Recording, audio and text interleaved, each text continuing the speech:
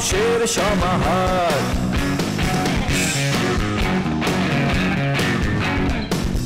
ভেতর আর বাহিরে চলছে উৎসব অপেক্ষার। এই শহরের হাজারো বাড়ির মতো নিয়ে হাসি কান্নার গল্প যত, এই শহরের হাজারো বাড়ির মতো নিয়ে হাসি কান্নার গল্প যত, প্রতিবার এখানে বেজে যায় calling bell, calling bell, calling bell,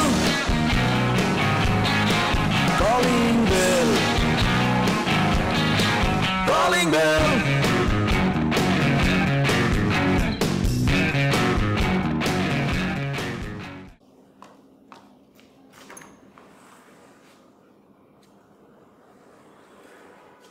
ব্যাপারটা কি? রাত 12টার সময় তুই কোত্থেকে বাড়িতে এলি? ওই আমার একটু বনানীতে কাজ ছিল, কাজটা শেষ হতে হতে একটু লেট হয়ে গেল। ইদানিং তো প্রতিদিনই বলিস তোর কাজ ছিল, প্রতিদিন লেট করছিস, বিষয়টা কি? আমি তো আর ইচ্ছে করে দেরি করতেছি না, কাজটা লেটে শেষ হয়েছে, তো একটু লেট হয়ে গেছে। তো তাই বলে তুই 12টার সময় বাসায় আসবি প্রতিদিন? কোনো ভদ্রলোকের ছেলে রাত 12টার সময় বাসায় ফেরে? এটা কোনো কথা হলো নাকি? মানে ভদ্র করে ছেলেরা রাত 12টা পরে আসলে কি তারা অভদ্র হয়ে যাবে? অবশ্যই অভদ্র হয়ে যায়। আর তোর এসব কাণ্ড কারখানার জন্য বাসার সবাই মিলে কি পরিমাণ সাফার করছে তোকে তো কোনোদিনও সেটা বোঝাতেই পারলাম না। কি সাফার করছো তোমরা? কি সাফার করছি? এই যে তুই 12টার সময় আসলি, এখন তোর জন্য আমার খাবার গরম করতে হবে না? তারপর খেয়ে তো ড্যাং ড্যাং করে নিজের রুমে চলে যাবা। ধুবে কে? আমি ধোবো না? আর বাবার যে হাই ব্লাড প্রেশার, তুই সারাদিন কোথায় থাকিস না থাকিস, কি খাস, সেটার কোনো খোঁজ খবর আমরা জানি না। বাবার প্রেশার হাই হয়ে যায় না? এসব নিয়ে তোকে চিন্তা করতে হবে না? আমার তো খোঁজ খবর নাও, তোমাদের কি দরকার? আমি আমার জায়গাতে খুবই ভালো আছি। মুখে তর্ক করিস বেয়াদব ছেলে, যা আজকে তোর খাওয়া বন্ধ। লাগবে না তোমাদের খাবার, ভাবছো কি হাঙ্গাস হয়ে গেছে, খাবোই না। বাপ রে বাপ।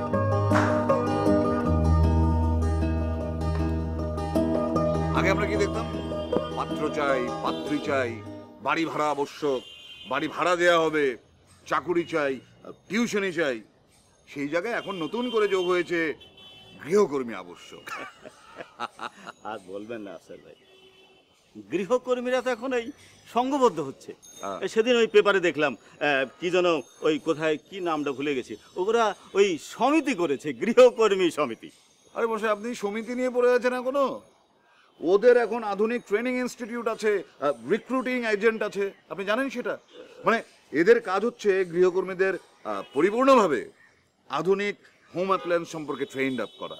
মানে ওরা শিখবে যে কি করে কাপড় ইস্ত্রি করতে হয়, কি করে ভ্যাকুয়াম ক্লিনার ব্যবহার করতে হয়, কি করে মাইক্রোওয়েভ ওভেনে রান্না করতে হয়, ইলেকট্রিক ওভেনে রান্না করতে হয়, কি করে ওয়াশিং মেশিন ব্যবহার করতে হয়।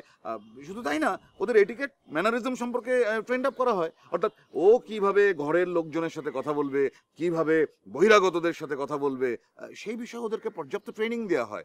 এবং ট্রেনিং শেষে এরাই কিন্তু জব প্লেসমেন্টটা করে দেয়। তাই নাকি? হ্যাঁ, আমি তো জানতাম এই গৃহকর্মীদের জন্য যারা ওই যাদের বিদেশে পাঠানো হবে তাদের এইসব ট্রেনিং দেওয়া হয়, কিন্তু আমাদের দেশের জন্য এইসব ট্রেনিং এটা তো শুনি নাই। আপনি বাবু এখনো নবীর আমলে রয়ে গেছে, সেগুলো বহু আগেই শেষ হয়ে গেছে। এখন যারা এই ট্রেনিং সেন্টারগুলো দিচ্ছে বা রিক্রুটিং এজেন্ট হিসেবে যারা কাজ করছে, তারা লোকাল মার্কেট মাথায় রেখে করছে। আরে মশাই, আপনি দেখছেন না যে গৃহকর্মী খুঁজে পাওয়া যায় না কোথাও? সেই কারণেই ওরা এটা করেছে। অবশ্যই এটার একটা ভালো দিকও আছে। এরা যে আপনাকে কাজের জন্য যে লোকগুলো পাঠাবে তাদের সিকিউরিটি কিন্তু ওরা নিচ্ছে। অর্থাৎ আপনার বাড়ি থেকে কোনো কিছু হারানোর ভয় নেই, বাড়ির কোনো কিছু নষ্ট হবার ভয় নেই। ইভেন ওরা কিন্তু আরেকটা জিনিস শেখায় যে কীভাবে মেহমানদের সাথে কথা বলতে হবে, কিভাবে বাড়ির লোকদের সাথে কথা বলতে হবে, এইসব বিষয়। আমার কিন্তু এই গৃহকর্মী নিয়ে আমার কোনো ঝামেলা নেই, বুঝলেন? এই আপনাকে বলি, আমার বাড়িতে এই তখন ওর বয়স কত, 16। এই 16 বছর বয়সে আমি ওই রংপুর থেকে ওই মেয়েটাকে নিয়ে আসি। তারপরে ধরেন এই প্রায় 8 বছর পার হয়ে গেল, আমার সংসারে আছে। ওকে আমরা সব কিছু শিখিয়ে পড়িয়ে নিয়েছি। এখন সংসারের সমস্ত দায় দায়িত্ব ওর। এখন ও ঘরের সব দায়িত্ব ওর, বুঝলেন? এই সব কাজ সে সে নিজেই সামলায়। এই ধরেন এই পাক শাক থেকে আরম্ভ করে ঘর মোছা, কাপড় কাচা, এমনকি ওই আয়রন পর্যন্ত সব সে করে। আমাদের কোনো টেনশন নেই, ওর সব দায়িত্বর আমরা একেবারে নিশ্চিন্ত ও ঘর সংসার করে যাচ্ছি, বুঝলেন? সেটা কিন্তু আপনাকে দেখলেই বোঝা যায়। আচ্ছা ভাই, বাড়িতে যদি প্রপার গৃহকর্মী না থাকে তাহলে তো শান্তি নাই, এবং সেই ছাপটা তো চেহারায় পড়ে যায়। আপনাকে বোঝাই যায় যে আপনি নিশ্চিন্ত অন্তত রাত্রে ঘুমটা দিতে পারেন। আর আমার তো হয়েছে উল্টা। হ্যাঁ, গৃহকর্মী নাই। এই যে 7 জনের একটা পরিবার, আমার এত বড় একটা বাড়ি, আপনি বুঝুন যদি একটা গৃহকর্মী না থাকে তাহলে কি অবস্থা হতে পারে। এই বেচারি আমার বড় মেয়েটা শিউলি সারাটা দিন ওর বাইরের কাজ করে সেই ঘরের কাজে ব্যস্ত থাকে। আর ছোট মেয়েটা তো আসলে ছোট আদরে বড় হয়েছে, ও সাজগোজেই একটু বেশি ব্যস্ত থাকে। তাই আমি ভাবছিলাম যে আমার একটা গৃহকর্মী খুব জরুরি হয়ে গিয়েছে। হ্যাঁ, আপনি যদি বলেন তাহলে আমি ওই মৌসুমীকে বলে আপনার একটা ওই গৃহকর্মীর ব্যবস্থা করে দিতে পারি। মৌসুমীটাকে তো আমি চিনতে পারলাম না। মৌসুমী আমার বাড়ির গৃহকর্মী, ওর নাম হচ্ছে মৌসুমী। বাহ, বেশ সুন্দর নাম। ভাই, আপনি সত্যিই যদি মৌসুমীকে বলে একটা ব্যবস্থা করতে পারেন, আমি আপনার কাছে কৃতজ্ঞ থাকবো। আমি অনেক যন্ত্রণার মধ্যে আছি বাবু, তাহলে আমি আপনার কাছে সারা জীবন কৃতজ্ঞ থাকবো। আরে অত করে বলতে হবে না, আমি আমি দেখবো ওকে বলে আমি একটা দেখি গৃহকর্মীর ব্যবস্থা করতে পারি নাকি। আর যদি আমি একটা ব্যবস্থা করতে পারি তাহলে তো আপনি একেবারে নিশ্চিন্ত, আপনার আর ওই কোনো দুশ্চিন্তা থাকবে না, আপনি আরামসে ঘর সংসার করবেন। ব্যবস্থা আপনাকে করতেই হবে, কিন্তু একটা ব্যাপার কিন্তু একটু মনে রাখতে হবে। হ্যাঁ, বল। পরিষ্কার পরিচ্ছন্ন হতে হবে। বুঝুনই তো, আমার বড় বাড়ি, ওই শিউলি তো মোটামুটি সব কাজ করে, ওর কিন্তু তেমন কোনো কাজের চাপ থাকবে না। ওখানে শিউলির হেল্পিং হ্যান্ড হিসেবে কাজ করবে, সেখানেই ঝামেলা। পরিষ্কার পরিচ্ছন্ন না হলে বড়ই মুশকিল। এ নিয়ে আপনি একেবারেই চিন্তা করবেন না। মৌসুমীকে এ দেখেন, আমরা এই প্রায় 8 বছর ধরে ট্রেনিং দিয়েছি, কি পরিষ্কার পরিচ্ছন্ন। আপনি তো আমাদের বাড়িতে গেলে বুঝতেই পারবেন না যে আমাদের পরিবারের একজন কিনা। আপনি এ নিয়ে নিশ্চিন্ত থাকুন, ও যদি কাউকে ঠিক করে দেয়, আপনি এ ব্যাপারে পরিষ্কার পরিচ্ছন্নতার ব্যাপারে একেবারে নিশ্চিন্ত। চলুন এবার আমরা বাড়িতে গেছি।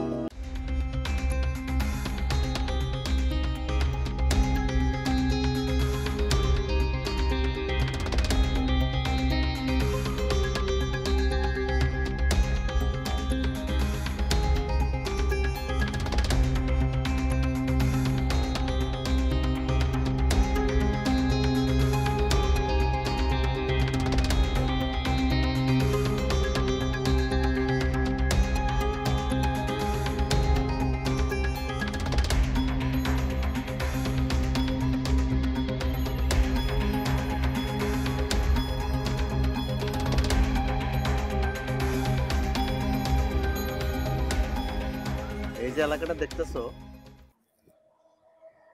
এই পুরো এলাকাটা একসময় আমার আন্ডারে আছিল, কিন্তু গত কিছুদিন ধইরা কিছু পোলাপান তাফালিং করতেছে। আরিফের পোলাপান। আরিফ, তোমার একদিন রসুলপুর মার্কেটে পাঠিয়েছিলাম না, ওই মার্কেট থেকে শুরু করে ওই পুরো এলাকাটা ওরা দখলে নিছে। আরিফের পোলাপান ওই জায়গাটা দখল করে নিছে। আমার কথা শুনে না, অনেক বুঝাইছি, বুঝে না। আর সোজা আঙ্গুলে যখন ঘি উঠে না, আঙ্গুল তখন পাকাই করতে। আমি কি তোমার উপর ভরসা করতে পারি? ভরসা করতে পারবো না, তো আমি নিজেই করে নেব।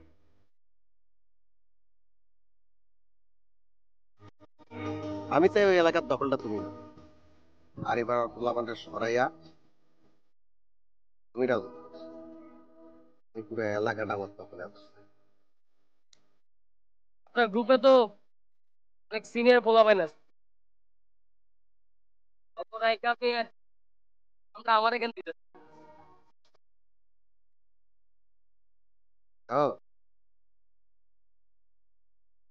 তোমার গায়ের ধরে সব কাম করে,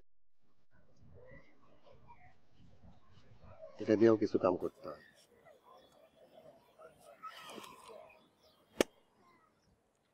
তোমার সাহস আছে, বুদ্ধিও আছে, এর লিগে তোমার আমি কামটা দিতে চাই।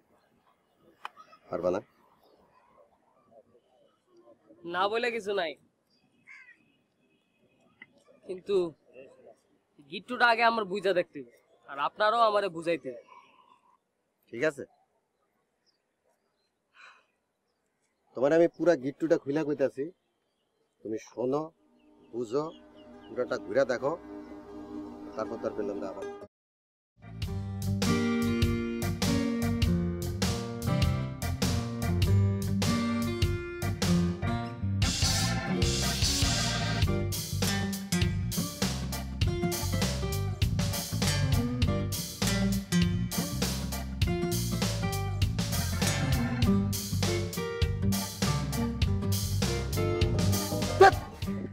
এতবার ফোন দিচ্ছে কে তোমাকে? চিনি না, মানে আননোন নাম্বার ডিস্টার্ব করে। আননোন নাম্বার ডিস্টার্ব করে তো তুমি ব্লক লিস্টে ফেলতে পারতো না? ব্লক লিস্টে তো ফেলছি, মানে কয়েকটা নাম্বারই ফেলছি বুঝছো, অনেকগুলো নাম্বার দিয়ে ডিস্টার্ব করে, আমি কয়টা নাম্বার ব্লক লিস্টে ফেলবো? এত নাম্বার দিয়ে ডিস্টার্ব করে তুমি ব্লক লিস্টে ফেলতে পারতো না? তোমার নাম্বারই চেঞ্জ করো তুমি। কেন? আমি কেন নাম্বার চেঞ্জ করব আরেকটা ছেলের জন্য? আর নাম্বারটা হচ্ছে আমার আইডেন্টিটি, আমার নিজের নাম্বার, আমি কেন চেঞ্জ করব? তোমার আইডেন্টিটি যদি তুমি মেইনটেইন করতে না পারো তাহলে তো চেঞ্জ করতেই হবে। দেখো, আমার এই নাম্বারটা অনেকদিন ধরে আমি ব্যবহার করি, আমার ফ্রেন্ড সার্কেল, আমার আত্মীয়স্বজন সবাই এই নাম্বারটা চেনে, আমি এটা চেঞ্জ করতে পারবো না। তোমার ফ্রেন্ড সার্কেল, আত্মীয়স্বজন যারা আছেন ওদেরকে তুমি ফোন দিয়ে বা মেসেজ করে জানিয়ে দিবা যে এটা আমার নতুন নাম্বার, ব্যাস। এটা অনেক ঝামেলা, অনেক সময়ের ব্যাপার, অনেক ঝামেলা এইসবে। হ্যাঁ ওটা ঝামেলা, এইটা ঝামেলা না।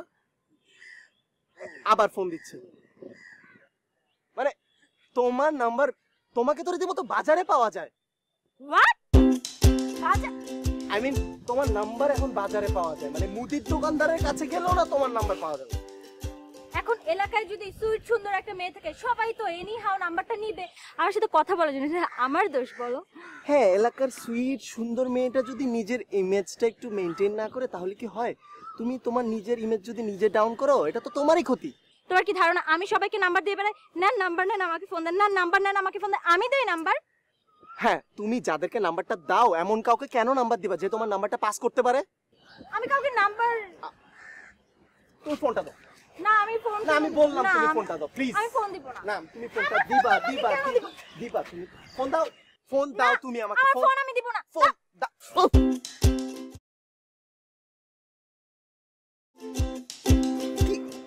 কি করলা তুমি এটা? ওই তুমি এই ছেলের জন্য আমাকে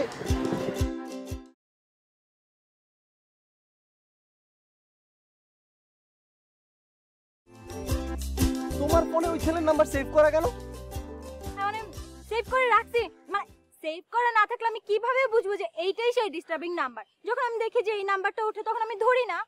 তো দুনিয়া থেকে আর কোনো নাম নাই? মানে টিস্যু পেপার কেন? Why tissue paper?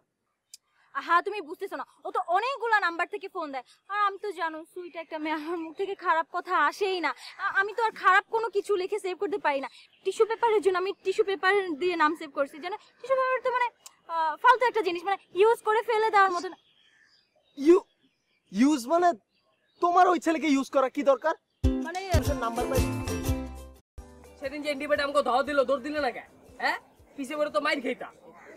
এতদিন শুনছি মানুষ পরে হাতির পায়ের নিচে, এত উল্টা হইতো, হাতি পড়তো মানুষের পায়ের নিচে। মানে ভাই আমার ঠিক মানে দৌড়াদৌড়ি করার অভ্যাস নেই ভাই, আমি দৌড়াদৌড়ি করতে পারি না। দৌড়াদৌড়ি করতে পারিনি মানে আমাকে থাকলে তো দৌড়াতে হইব, মারতে হইব, হাঁটতে হইব।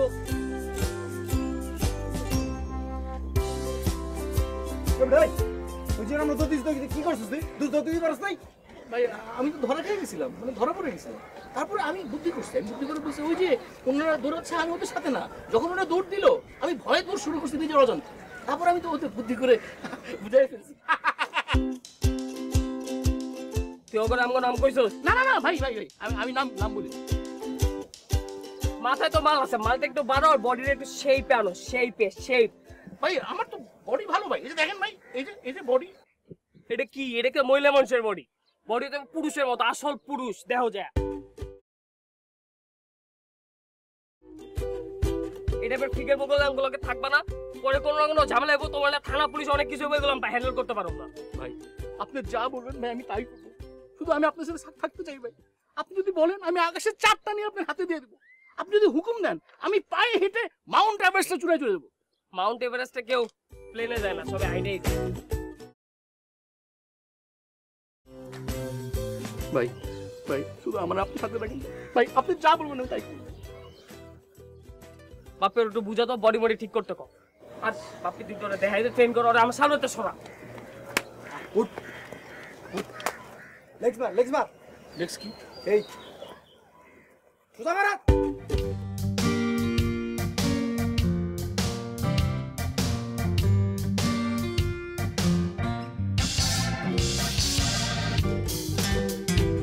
ও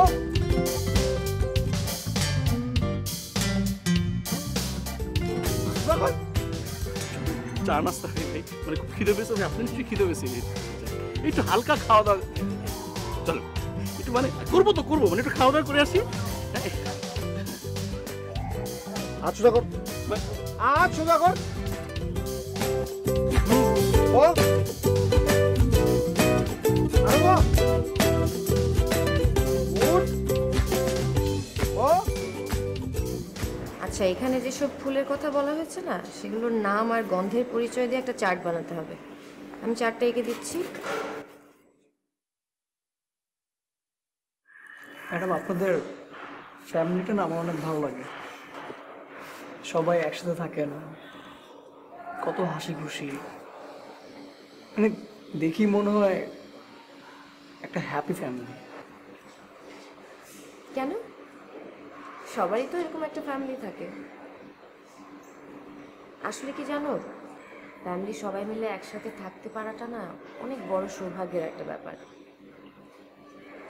সেখানে কি যে এক শক্তি থাকে, সাহস থাকে, যেটা তুমি পৃথিবীর অন্য কোথাও গেলে পাবে না। আচ্ছা, তোমার ফ্যামিলিতে কে কে আছে? আমার ফ্যামিলিতে ওরকম কেউ নেই। বাবা আছে, বিজনেস করে, অনেক রাতে বাসায় আসে, মাঝে মাঝে আমার সাথে দেখা হয়, আবার হয়ও না। আর চাওয়ার আগে সব কিছু পেয়ে যাই, আমার সব চাহিদাই পূরণ হয়, কিন্তু এটাকে তো আর ফ্যামিলি বলা যায় না। তোমার মা, ভাই বোন? ভাই বোন নেই, আর আমার 8 বছর বয়সী মা মারা যায়।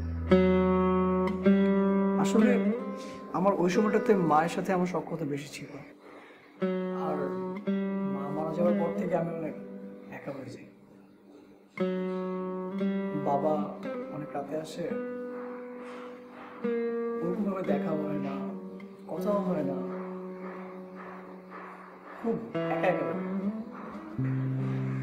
তোমার বন্ধু বান্ধব আছে তো? বন্ধু বান্ধব একজন, ওয়াসিম।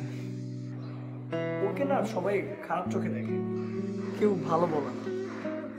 কিন্তু ম্যাডাম বিশ্বাস করেন, আমি যখন ওর সাথে থাকি আমার লাইফটাকে অনেক বেশি এনজয়েবল মনে হয়। মানে আমার মনে হয় না যে লাইফটা অনেক বোরিং।